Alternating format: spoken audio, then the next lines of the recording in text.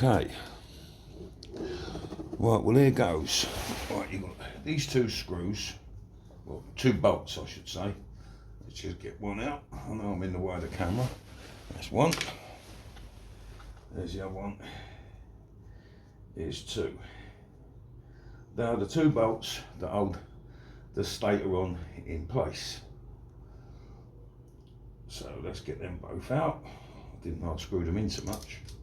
Still, definitely wasn't going to lose them, was I? Right, so that's them two.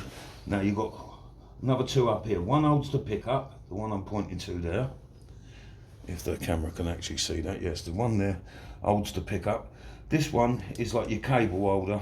Keep it all nicely tucked away. Again, both of those have got to come out, so I'll get back to them in a minute. Okay, so I've just put the stator on. All I've done is just push the wires up through there, push the stator on, put the two bolts in. I'll tighten it all up in a minute. Now I've got to put up the pickup. That's still got to be screwed. It's two screws going in there. One's just a plain screw, like plain little bolt. The other one's the bolt with the thing on to stop the cable from coming away.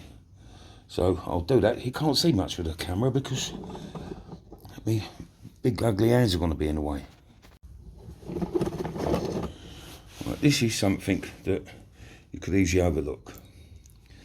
You've got this little piece of metal that goes up to hold the pickup on. Also keeps your cables back. Now don't have it this way because otherwise you're going to have this bit sticking out. One, it ain't going to hold the cable, and two, it might even hit the flywheel, I don't know. So you must have that over the other way. So the bolt goes in this side. This bit of metal is going further back to push against the cables to keep them all nicely in space. Okay, so the bolts are now tightened up. I put some Loctite on them for the stator and for the pickup. I put Loctite on those as well, so none of those are going to come away. Right, now what I've got is, I've got the flywheel to go on, and I've still got the flywheel attached to the fan. There was no point in me just messing around, so I just left it attached to the fan, and I pulled it off, and then I've put it back on, and I'm just going to put that on now. Now the thing you've got to make sure here is that you've got the keyway in the flywheel, matches your little Woodruff key on the top of that. So that's at about 11 o'clock, roughly, which is nearly that mark there. So I'll just put that in. He says, should go in nice and easy. That should be round about there. That's it. Now all I've got to do now is just put the bolt in. One bolt. Again, little drop of Loctite on that. That will go in there.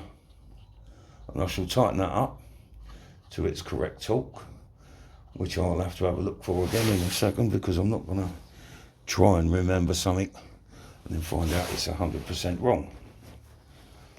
So I'll just wind this in here for now.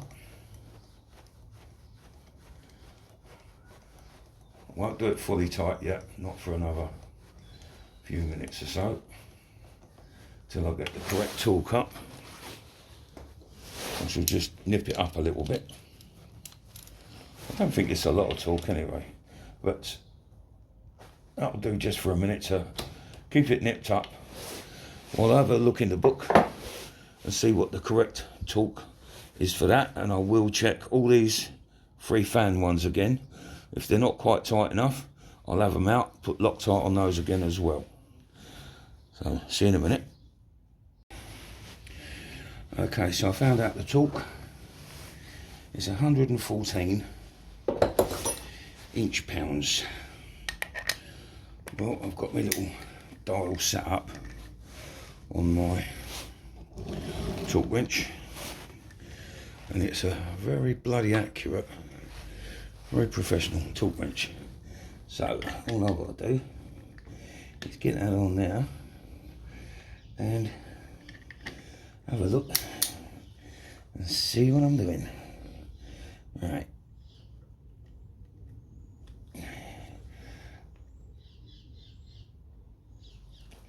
She's out.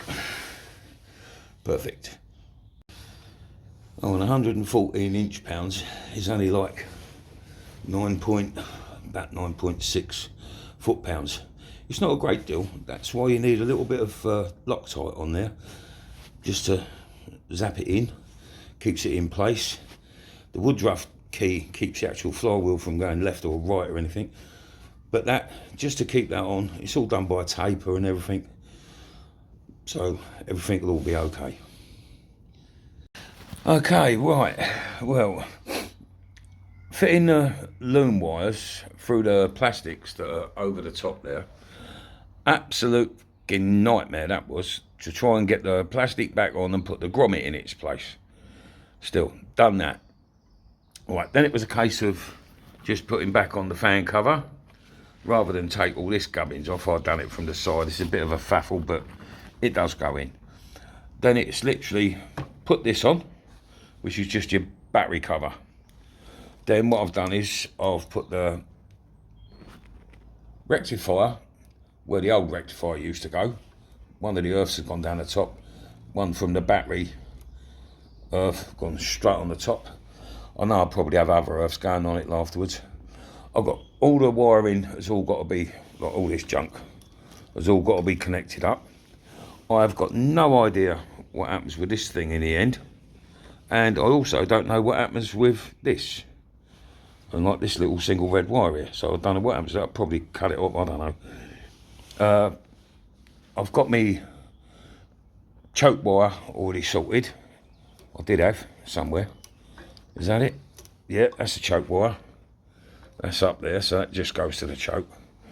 Black and grey or black and white, whatever it is. It's getting a bit dark here now, so even with a torch, it's not a lot of cop. So I'll be going in a little while. And then what I've got to do is I've got to put a bolt in the battery cover the other side. Not the battery cover, the engine plastics, because I'd lost that the other week and I only remembered it today.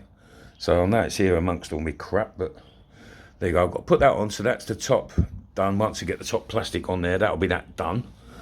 Then it's fit the carburetor and the manifold. Plug all these wires in, so I'm going to go in. You've got to plug all the wires in. So what I'll do there is I'll go in and go through all that again, take another good load of pictures and get it back on my phone, because God knows where it went, my diagrams and everything, like the fitting instructions. And then, yeah, get this lot here all sorted, bring the coil out. The new coil's going over there, the CDI unit rather. I'm going to see if I can mount it somehow back where the original ECU went. I think it'd be a much nicer thing if I could mount it there, if I can. We'll see. That'd be on there. That'd be quite nice, depending on wire lengths and that, a lot of it. Oh yeah, I've got fuse holder to go in. Yeah, I've got a few fuse holders. I've got brand new ones of them, so that's not a problem. So all the hard work has actually already gone on. It's not as hard as I thought. It's fiddly. It's fiddly shit, like. As I say, my time was putting on that fan cover and the cover that goes around the engine, the electrics, like, you know, the black plastics that go around to take all the cold air through, go around the engine and go out the other side. That's a bit fiddly because I've got hands like gorillas, and you really want tiny little baby hands in there. If I was ever going to do this again, I wouldn't fuck about it. I'd take the engine out. It's quicker, it's easier. Like I say, it wouldn't be hard. It'd be so simple with the engine out.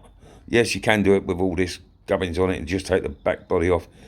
It would be easier with the engine out, 100%.